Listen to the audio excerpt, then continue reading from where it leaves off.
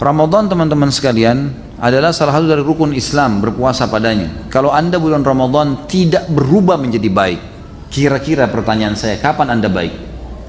Di bulan Ramadan seluruh dunia, umumnya kaum muslimin, kita ke Amerika, kita ke Saudi, ya kita ke Timur Tengah, kita ke Asia, yang ada orang Islam semua puasa.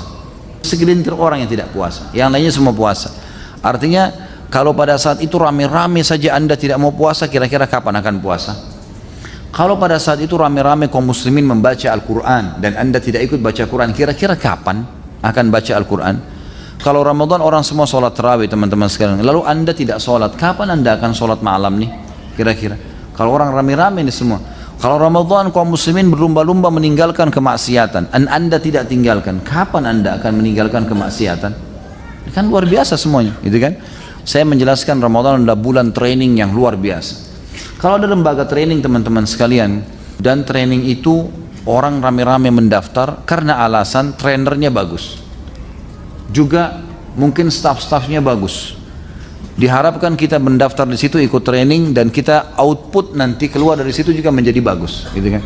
Orang bayar banyak, sampai 5 juta, sampai 10 juta, hanya untuk meningkatkan satu skill saja. Ramadan teman-teman lembaga training terbesar di dunia, trainernya Allah langsung, kemudian staffnya semua para malaikat. Ini luar biasa, gitu kan? Tidak ada lembaga training begini, dan fadilah yang didapatkan sangat besar, nggak bisa digambarkan lagi fadilahnya. Pengampunan dosa, peninggian derajat, lebih baik daripada 1000 bulan, dan terlalu banyak. Bulan Ramadan teman-teman sekalian pada saat datang, seringkali syaitan menanamkan kepada kita hal-hal yang konyol yang harus kita lawan, karena di bulan Ramadan mereka terbelenggu. Dan ini fadilah lain bulan Ramadan, di mana Nabi SAW mengatakan kalau tiba Ramadan maka semua pintu surga dibuka, semua pintu neraka ditutup, semua syaitan dibelenggu. Apa maksudnya pintu surga dibuka teman-teman sekalian? Kalaupun misalnya dibuka, apa manfaatnya buat kita sekarang? Kita belum bisa masuk ke dalamnya. Dan ada malah hadis Bukhari menjelaskan pintu surga akan dibuka nanti di akhirat pertama kali untuk Nabi Muhammad SAW. Lalu apa maksudnya di sini dibuka? Maka ulama menekankan lebih cenderung kepada terbuka pendaftaran untuk ke surga. Kesempatan orang beramal saleh didaftar ke surga. Sama kalau sebuah kampus mengatakan tanggal 1 sampai tanggal 30 Januari pendaftaran, yang mendaftar di kampus ini akan ada penerimaan. Yang mendaftar kemungkinan diterima, kemungkinan tidak, tapi tergantung, bisa saja lebih besar kemungkinan diterima. Beda dengan orang yang lewat depan kampus lalu berkata saya mau daftar kampus ini, tapi dia tidak daftar sama sekali sampai lewat akhir bulan. Dapatkah sesuatu? Gak mungkin, gitu kan? Seperti itu memahaminya. Jadi Ramadan dibuka pintu-pintu surga, ditutup semua pintu neraka. Ditutup ini artinya tidak ada orang yang didaftar ke neraka pada saat itu, sudah tidak ada ya, orang berbuat salah pun masih cenderung dimaafkan oleh Allah Subhanahu wa ta'ala, dan semua syaitan dibelenggu. Tapi ini perlu difahami, ada hadis yang lain berbunyi riwayat Imam Ahmad, dan syaitan-syaitan itu dibelenggu sehingga mereka tidak leluasa menggoda seleluasa menggoda di luar Ramadan. Artinya masih menggoda, cuma mereka tidak seleluasa di luar Ramadan. Ini fadilah yang lain dari bulan Ramadan, tentunya dari bulan Ramadan. Bulan Ramadan teman-teman sekalian, sebelum tiba Ramadan, karena syaitan akan dibelenggu, mereka menanamkan persepsi-persepsi negatif yang harus kita tepis. Misal, perasaan merasa berat karena menghadapi Ramadan, puasa 1 bulan, nanti berat, nanti puasa, saya bisa atau enggak, a'udzu billahi minasyaitonir rajim, saya bisa, sambut dengan gembira. Kita mau pergi haji, syaitan akan tanamkan sama tuh, nanti haji macet, padat, kemarin tahun lalu ada informasi ada yang mati, nanti saya mati nggak di sana. Padahal kalau ajal pasti matilah, gitu kan? Nggak mungkin tidak. Maka ini harus dilawan. A'udzubillahi minasyaitonirrajim. Salat tahajud, nanti kalau saya salat tahajud jam 2 atau jam 3, besok pagi ngantuk nggak ya? A'udzubillahi minasyaitonirrajim. Kerjain. Allah Subhanahu wa ta'ala tidak memerintahkan sesuatu kecuali ada hikmah-hikmah di situ, gitu kan? Persepsi ini pasti tertanam kata para ulama dalam jiwa setiap muslim, tinggal bagaimana dia melawannya. Ada persepsi Ramadan nanti lemas, nanti loyo. Ini semua tergantung kita bagaimana mensugesti diri kita. Niat itu teman-teman, kalau bahasa saya pribadi adalah sugesti. Niat adalah sugesti. Orang niat puasa berarti sugesti untuk puasa, niat sholat berarti sugesti untuk sholat, dan seterusnya. Orang kalau niat, subhanallah, misal gini, kita mau niat puasa besok, itu niat itu adalah sugesti yang sangat luar biasa ke dalam seluruh anggota tubuh kita, gitu kan? Dari dalam hati beranjak ke otak kita, dari otak disebarkan ke seluruh tubuh kita, sehingga tubuh ini siap untuk puasa. siap untuk tidak minum, siap untuk tidak makan. Memang begitu. Orang niat sholat berarti dia siap untuk sholat. Kalau ada yang ganggu, dia terganggu tuh. Ini kalau sudah niat sholat tadi maghrib, udah niat mau sholat dalam hati, begitu kita Allahu Akbar ada orang ribut, kita terganggu. Karena sudah niat, sugestinya memang tubuh kita, mindset kita sudah siap untuk sholat itu. Kita mau haji, kita mau jihad, semuanya begitu.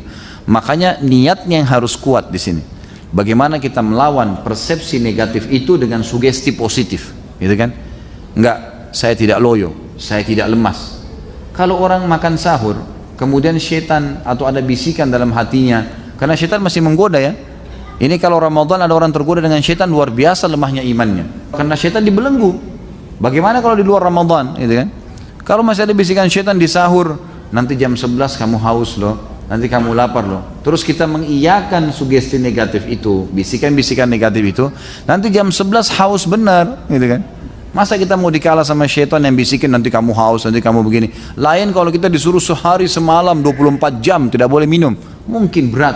2 hari misalnya. Ini enggak, dari subuh hanya sampai maghrib dan pahalanya besar, gitu kan? Pahalanya sangat besar.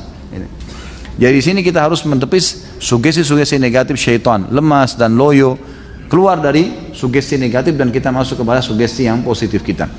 Sama halnya juga dengan masalah bulan Ramadan dianggap adalah bulan untuk balas dendam, tanda kutip ya. Ini saya enggak sahur tadi, maka buka puasanya balas dendam. Beli warna-warni, macam-macam, yang biru, yang merah, semua mampir. Motornya mungkin sudah penuh dengan kresek, gara-gara beli semua. Yang kolak dibeli, yang ini dibeli, yang itu dibeli, macam-macam. Begitu buka puasa nggak bisa dimakan. Ini salah, persepsinya salah. Nabi SAW sudah ajarin buka puasa dengan air putih dan kurma.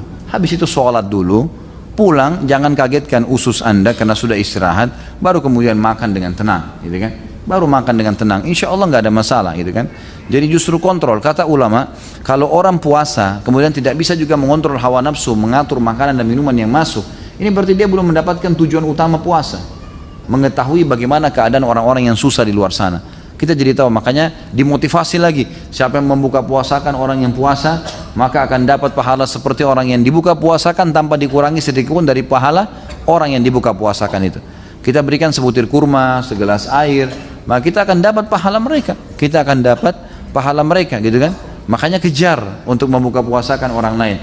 Jadi kita sudah rasa haus, rasa lapar, kita juga melakukan, membagi pada orang-orang yang susah di pinggir jalan, di mana-mana. Mereka harus berlumba-lumba untuk melakukan perbuatan-perbuatan seperti ini. Jadi ini persepsi negatif semua harus dilawan, harus dilawan. Semua bisikan dalam hati kita atau di benak kita yang membuat kita malas ibadah, apalagi meninggalkannya dari syaitan, lawan.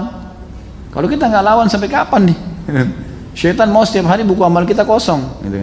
Apalagi Ramadan puncak-puncaknya kita beribadah. Jadi persepsi negatif harus dilawan nih, gitu kan? Kesempatan minta surga, kesempatan menyelamatkan diri dari api neraka. Dan kata Nabi SAW, di bulan Ramadan Allah punya pembebas dari api neraka. Orang-orang yang dibebasin. Dan itu terjadi di setiap malam. Itu terjadi di setiap malam. Dan kalau tiba Ramadan, camkan baik-baik dalam diri kita. Allahu alam, apakah Ramadan ini Ramadan masih ya terakhir atau kita masih dapat Ramadan akan datang? Kita nggak pernah tahu. Bagaimana dengan orang yang lalai-lalai itu? Subhanallah, saya kadang-kadang semoga Allah kasih hidayah.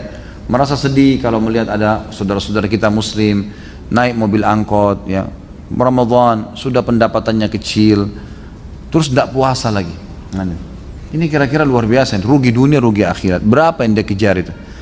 Dan itu subhanallah kadang-kadang mereka bisa puasa, tidak makan, tidak minum, tapi rokok tidak bisa. Ini satu hal yang luar biasa ya. Semoga Allah kasih hidayah. Bagaimana kalau Ramadan saja orang rame-rame ibadah, dia tidak ibadah, lalu kapan dia mau ibadah nih? Jadi kita masing-masing akan dihisab oleh Allah SWT. Jadi bulan Ramadan bulan training yang semestinya tidak tersia-siakan oleh setiap muslim. Dan teman-teman sekalian, kalau Ramadan sudah hilang, sudah pergi, maka usahakan terapkan hasil trainingnya. Jangan pas di akhir Ramadan atau pas Idul Fitri mulutnya bilang Alhamdulillah, tapi Alhamdulillahnya salah tempat, gitu. Alhamdulillah sekarang saya lepas dari penjara ibadah, gitu kan? Enggak lagi puasa, enggak lagi sholat malam. Ini yang ketawa-ketawa tahu diri ya. Jadi saya tidak puasa, saya tidak sholat malam lagi, tidak ada lagi. Jadi Alhamdulillah seperti ini, Alhamdulillah tidak tarawih lagi, Alhamdulillah tidak baca Quran lagi, Alhamdulillah tidak ke masjid lagi. Ini salah. Buktinya Mereka setelah itu betul-betul seperti orang bebas. Subhanallah, saya dapat informasi dari beberapa jemaah saya, kalau mau tiba Ramadan, itu orang-orang yang pacaran pada sepakat tuh, ini Ramadan tidak bisa pacaran. Ketemunya nanti habis Idul Fitri. Jadi habis Idul Fitri kembali lagi. Ramadan rame-rame pakai jilbab, habis Ramadan buka jilbab. Ini subhanallah, ini keliru ini. Jadi Ramadan cuma dijadikan sebagai seremoni saja, rame-rame bertakwa, habis itu tinggalkan semua. Ini rugi sekali. Mestinya Ramadan bisa mengubah kita lebih baik, kemudian Ramadan akan datang lebih baik lagi sampai kita bertemu dengan Allah Subhanahu wa taala, sementara pahala kita sempurna, pahala kita sempurna. Jadi jangan disia-siakan, Ramadan ini adalah kesempatan emas bagi seorang muslim. Kata Nabi SAW, sungguh terhina sekali seorang hamba yang sudah mendapatkan Ramadan dan dia masih hidup sampai Ramadan habis pergi, sementara dia belum sempat diampuni dosanya.